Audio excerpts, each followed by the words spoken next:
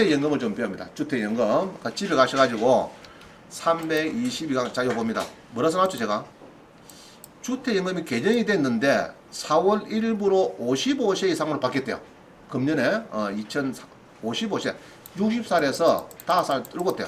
자, 농지연금은 뭐냐 그러면은 금년 1월 1일부터 낙찰을 받고 나면 2년이 지내야 연금을 준대. 농지연금은.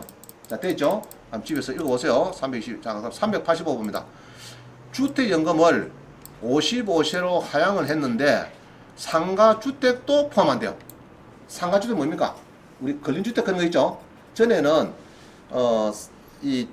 올 주택이라 되지 상가가 붙으면은 아예 안 됐어요. 주택연금에 안 됐는데 금년에 법을 바꿔가지고 상가, 근린주택도 주택연금에 포함이 됐다 이 말입니다. 그 다음에 또 뭐죠? 근린주택도 포함이 됐다. 자, 설명했어요. 55세 이상. 그 다음에 주택이 2개가 넘고 9억이 넘어도 주택연금에 가입이 된대요. 2개, 3개 돼도 9억이 넘어도 주택연금이 가입이 되니까 연구를 하셔가지고 해야 되겠다. 자, 주택연금 현재 55세인데 자, 물어보고 싶어. 되는가 안 되는가? 자, 이런 게 있습니다. 땅이 1000평인데 건물이 20평이라 주택연금 될까 안 될까? 좀 애매하죠? 그런 거를 자꾸 원장님하고 전화하지 마시고 어디 전화한다고요? 한국주택금융공사 제로 경남이 뭐 경남, 뭐 부산이 뭐 부산 근데 전해보면 됩니다. 그죠? 그 전화해야 정확한 걸 알 수가 있습니다. 돈 줄 사람한테 물어봐야 됩니다. 자, 물어봅니다. 건축되고 안 되고 커피점 되고 안 되고 자연녹지인데 생산관리인데 어디 물어봅니까? 1번 원장님한테, 2번 건축가. 건축가가 맞죠? 건축가입니다. 건축가. 자, 그래서 주택연금도 저한테 전화하지 마시고 어디 한다고요? 한국주택금융공사 지사 전화번호 다 알려놨죠? 이렇게 봅니다. 자, 9억 이상 있으면은 주택연금을 주는데 자, 간단히 봅니다. 55세다 60세다 이렇게 보면요, 예로 여러분들은 이런 거예요. 예로 6억짜리인데 우리 경매에서는 3억에 받습니다. 3억에 낙찰 받아갖고 6억에 받으면 좋은 거죠. 주로 그런 거예요. 그래서 여러분들이 경매를 배하는 이유가 넘들은 6억짜리 아파트를 사가지고 주택연금을 돌아크니까 65세가 돼도 150만원 밖에 안 주더라 하는데 우리는 경매에서 3억 주고 낙찰 받아서 근린주택을 150만원 받으면서 1, 2, 3층을 월세까지 받아 챙긴다 이 말입니다. 그럼 더 좋죠? 이런 사람이 있어요. 65세인데 6억 아파트가 있어. 6억짜리. 근데 월 수입이 없어. 이제 직장도 이제 못 다니고 이러니까. 그러면은 서울의 자녀들한테 야, 너가 3명 50만원씩 해서 150만원 매달 생활비 좀 보내라 하면은 한 달입니다. 한 달. 한 달로 2달부터는 잡니까? 자녀들의 배우자가 틉니다. 그 시아버지 시어머니한테 보내니까 우리도 먹고 살기 바쁜데 한 달에 어찌 가지만 2달, 3달부터 가면은 이혼해야 돼요. 이혼. 그래서 그러지 말고 3억에 낙찰 받아가지고 알겠어요? 주택연금도 받고 그 다음에 그 돈 가지고 또 농지연금도 300만원 받고 자꾸 연구를 해야 되지. 그냥 가만히 앉아갖고 아파트 지고 있다고 그 뭐 34평짜리 지고서 뭡니까 그거 뭐 24평짜리 가면 되지. 줄여가지고. 그죠? 그런 겁니다. 자, 그러면 주택연금에 적합한 주택이 어느 거냐 이런 겁니다. 도봉구, 세종시, 대전, 거제. 자, 봅니다. 이런 것들이 보면 주로 보면요, 낙찰가가 지금 몇 프로면 지금 49%, 70%, 36%, 26%. 자, 26% 봅시다. 이거는 너무 떨어졌죠. 그죠? 24억이 6억까지 떨어졌으니까 이거는 이런 걸 누가 좋아하나 하면 경매 고수도 좋아합니다. 저런 거를 낙찰 받아가지고 대출 앞으로 5억, 10억 더 받아먹거든. 금이 워낙 높으니까. 그죠? 이것도 마찬가지. 그죠? 많이 떨어졌죠? 자, 그럼 밑에 가면 봅니다. 뭔데 24억짜리 6억까지 떴노? 그죠?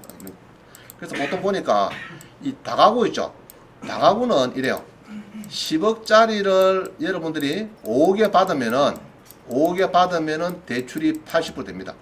80% 되는데 5억짜리를 3억에 받으면은 요거를 3억에 받으면은 대출이 38, 24, 80% 해가지고 2억 4천 됩니까? 그거는 또 안 되더라고. 소액보증금 빼는 거 있죠? 방앗간에 1700 빼는 거. 10억에서 막 1700을 10개 빼봤자 1억 7천, 20개 빼도 3억 4천이니까 별 표시가 안 나요. 근데 5억짜리를 방을 1억 7천씩 3억 4천 빼비면 대출이 잘 안 나와. 그래서 금액이 오히려 10억짜리를 5억 받으면 대출이 80% 나오는데 5억짜리를 3억에 받으니까 80% 안 나오더라고. 대원칙 그래요. 자, 그러면 한번 봅니다. 18에 1일 오르출 봅니다. 무엇이 이리 큰 게 있노? 그죠? 18에 1일 오르출. 내 생각에 쪼개지면 좋겠다. 쪼개지면 신랑 주택연금 200만원 받고 남편 명의로 200만 받고 이러면 되겠다. 그죠? 한번 쪼개줄 수 있는가? 그제시 연초면에 24억이 6억까지 떨어졌습니다. 떨어졌으면은 땅은 뭡니까? 383평에 건물은 220평 해놨더죠. 자, 봅니다. 이게 뭐죠, 이게? 한 동의 건물이죠. 자, 우리 다가구 주택은 10채를 봅니까? 한 채를 봅니까? 집이 많든 작든 한 채를 보는 거죠. 다가구 주택은 한 채를 봅니다. 자, 그러면은 요게 24억짜리인데 24억인데 6억까지 떨어졌다 하면 6억까지 많이 떨어지면 주고요. 이 방이 몇 개입니까 지금? 딱 무엇이 이리 많노? 방이 많죠? 많고 임대도 만만치 않네. 그죠? 임대도 19명에 4억 8천에 400만원. 그럼 여기 합치면 어떻습니까? 자, 월세를 100 곱합니다. 곱하기 100. 그러면은 요거 4억이죠? 요거 4억 8천이죠? 그럼 총 토탈 얼마입니까? 한산보증금이 8억 8천이 놓으면은 곱하기 2배가 시세니까 17억 정도 나오죠. 시세가 17억쯤 놓는데 지금 6억으로 떨어졌으니까 엄청나게 떨어진 겁니다. 그렇죠? 자, 그럼 이거 낙찰받으면 뭐 주택연금 될까 안 될까? 이거 됩니다. 은행에서 얼마나 대출이 물린다 하면요, 이거 보니까 농협자산관리가 15억 돌아크고 지금 난리네. 그죠? 이게 하청 농협에 무슨 대출이 많이 내준노? 15억이나 내주고, 그죠? 은행에서 부실이 되고 난리 났습니다. 그럼 이거 문제 있을까? 문제 없을까? 이거는 내가 볼 때는 뭐 별 문제 없는 거 같은데, 설정 뒤에 항시 2013년 뒤에 뭐 다 전입을 했든지 이런 겁니다. 무슨 말이죠? 2013년 뒤에 있는 거는 신경 쓸 거 없다 했죠? 자, 그럼 봅니다. 이게 임차인이 워낙 많을 때 또 뭐 본다고요? 이게 뭡니까 이거? 요거 자, 예상배당표를 올려가지고 봅니다. 요번에 팔리면은 6억에 팔리면은 요거 띄고 요런 가지고 쭈루룩 소액보증금 있죠? 소액임차인 요 몇 사람 받아가고, 아니 못 받아가네. 못 받아가고 그 다음에 임차인은 쭉 빠지고 은행에서 누가 가잖아. 의뢰인이고 여기 농협자산 여기 이제 유동회사거든. 농협의 유동회사입니다. 이어서 받아가고 요 사람만 받아가고. 자, 우리는 중요한 건 세입자니까 세입자는 요거 봅니다. 결론은 요거예요. 세입자는 아이고 이 사람들 난리다 그죠? 이 사람들은 문제네. 자, 보니까 이제 잔잔한 사람도 있고, 근데 경매에서는요 이 정도 같으면은 별 문제가 없어요. 별 문제가 없어요. 옛날에 보니까 1억 5천짜리가 한 100명은 못 받아가는 거야. 이런 것들이 이제 금액이 너무 커가지고 아주 참 문제입니다. 자, 그래서 요거는 낙찰 받아도 막 큰 문제는 없을 것 같고, 금액은 워낙 많이 들었다 그죠? 참 호수도 많다. 자, 요런 거는 건축물 대량 여기 있네. 건축물 대량을 잘 한 번씩 볼 필요가 있어요. 건축물 대량이 뭐라고 써놨는 거? 이게 뭡니까 지금?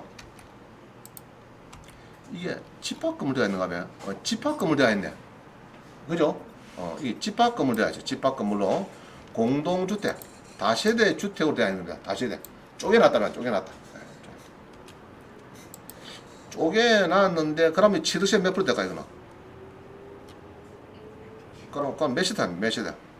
집합건물을 예로 20개 샀다 그러면 어떻게 됩니까? 23개 사면 취득세가 몇 프로죠? 지금 법이 바뀌어가지고 아까 몇 프로입니까? 응? 취득세가 좁습니다. 2개까지는 봐주는데 3개, 4개, 5개 되면 아까 얼마나 많이 지금?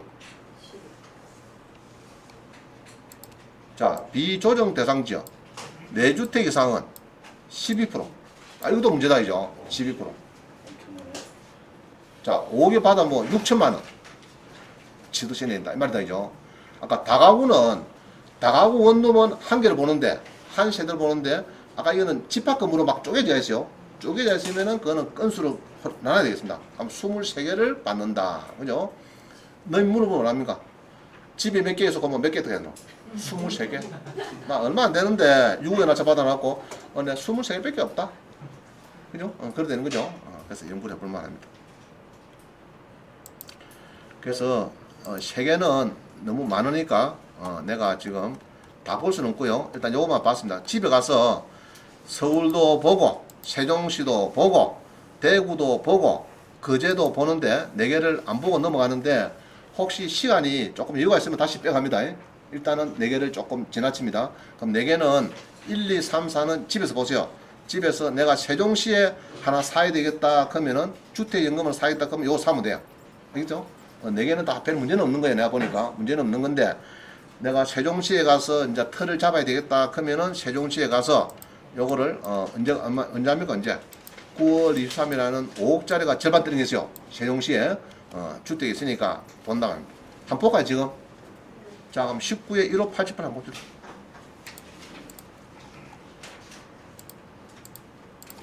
15878 봅니다. 지금 이제 정부에서 뭐 천도를 하니 뭐 수도를 자 봅니다. 절반 떨어진 세종시의 주택입니다. 땅이 몇 평입니까? 100평. 괜찮네. 건물도 크고 그죠? 근린주택. 자 근린주택 주택은 된다 안 된다? 된다겠죠? 단 등기부 등본에 절반 이상이 주택이라 됩니다. 자 무슨 말이겠죠? 등기부 등본의 2분의 1 이상이 주택인 경우에는 주택은 된다는 합니다. 자 그럼 뭐 절반이 떨어졌는데 자 봅니다. 그림도 봅니다. 세종시에 자, 괜찮죠 그죠? 내가 볼 때는 아주 좋습니다. 아주 임대만 잘 나가면은 이제 요거는 막 괜찮은 물건이다. 그죠? 자 이래요. 노란 거는 땅이고 요거 빨간 거는 우리 경매 건물이고 요렇게 이제 B금 친 거는 1층이다 이 말입니다. 자 봅니다. 자 임차인 봅니다. 임차인 땅은 두 필지다. 그죠? 두 필지고 여기 보니까 1층은 사무실 창고가 있고 그 다음에 2층도 있고 3층도 있고 자 요거는 주택연금 된다 안 된다 딱 보니까 3층은 올주택 2층은 조금 쓰겠다 그죠? 요거까지는 상가고 요거 합치면 요거는 주택이죠. 그럼 내가 볼 때는 웬만하면 될 것 같아. 주판 나가지고 주택이 절반이 넘으면은 주택연금 되는 거고 상가가 절반이 넘으면 안 된다는 거예요. 자, 그렇게 계산하시면 되겠고요. 자, 그 다음에 봅니다. 임차인은 많지는 않아요. 많지는 않고 지금 본게네 뭐 전입만 돼갖고 안 나가고 나간 사람도 있을 거고 그냥 또 퇴근하는 사람도 있을 거고 좌우지간 현재 한 9,300에 한 100만 원 정도 들어온다. 그럼 1억에 100만 원이니까 그럼 1억을 월세로 바꾸면 한 달에 한 200만 원 들어온다 이 말이죠. 200만 원 정도 월세가 들어올 수 있다 이렇게 보는 거예요. 자, 근데 신한은행보다도 신한은행이 일부입니다. 신한은행에서 4억의 담보가 나갔는데 2016년 6월 달에 요거를 마을소유인 등기를 하는데 요거보다 먼저 들어온 사람이 있는가 찾습니다. 2016년 6월 달에 먼저 들어온 사람이 있다 없다? 다 넣었죠? 이거 뭐고? 8월달. 이건 언제고? 6월달. 아, 은행이 빠르네. 은행이 빠르죠? 6월달이고 8월달 넣습니다. 그래서 먼저 들어온 사람 없어요. 그럼 들어온 사람 없으면은 요 보증금이나 이런 거 인수할 게 있다 없다? 없는 거예요. 그냥 무시하면 됩니다. 무시. 무가 아니고 무시. 무시하면 됩니다. 참고하면 돼요. 참고하면 되는 거예요. 또 예상배당표를 눌러보니까 예상 눌러보니까 요번에 낙찰이 되면은 이렇게 해서 요거 가지고 소액 세 사람 이렇게 받아가고 그 다음에 은행도 좀 가져가고 이렇다죠. 그럼 결론은 밑에 임차인 봅니다. 임차인. 우리는 결론이 여기 제일 중요한 거니까 임차인 보니까 이 사람은 커피 주죠. 자, 이 사람도 커피 주죠.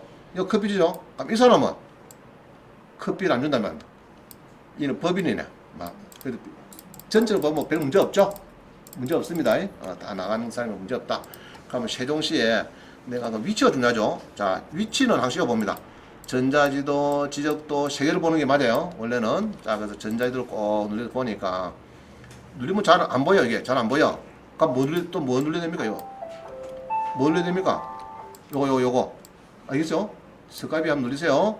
누리고 또 플러스 하면은 이게 이제 제일 크게 보면은 나옵니다. 그럼 요 집이 나왔다 이 말입니다. 요 집이 다 됐죠? 나왔는데 여기서 로드뷰를 한번 눌러주면요. 로드뷰 눌러주면은 이제 차가 지나가면서 촬영한 거를 보여줍니다. 자 다시요. 로드뷰를 눌러주면은 차가 지나가면서 이렇게 보여줍니다. 이 집이다 이 집. 뭐 괜찮죠? 그죠? 피로티 구조도 차를 좀 넣을 수 있고 앞에는 우리 농촌 냄새도 많이 나고 이 집 이 집. 뭐 괜찮죠?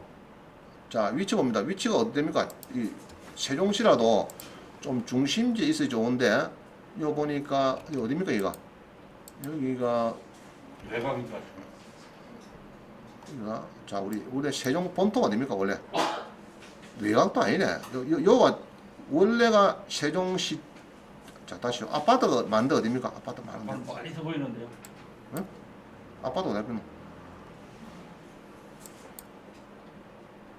조치원역에서 조금 위에 세종고등학교 조금 위에 막 그런 데로 괜찮습니다. 그죠? 그런 데로 기차역도 가깝게 있고 막 그래요. 그래서 자 오송어 그죠? 오송어 옆에 있고 그래서 이제 이게 세종시에 가실 분은 요거를 사셔가지고 가면 됩니다. 가격도 적당하고 그죠? 그러면 내 낙찰을 받아가지고 여기에 대해서 한 6억 정도 주택연금 받고 전월세 한 200만원 월세 사골세 개념으로 한 200만원 챙기고 그러면은 사는데 별 지장이 없어요. 알겠어요? 그냥 아파트 하나 꾹 누리가 있는 것보다는 월세도 안 노는 거 사는 것보다 이게 더 나아요. 이게. 자 그래서 별 문제가 없다. 주택연금 하실 분은 요것도 된다 이 말입니다. 자 나머지는 집에서 보시기를 하고 또 넘어갑니다.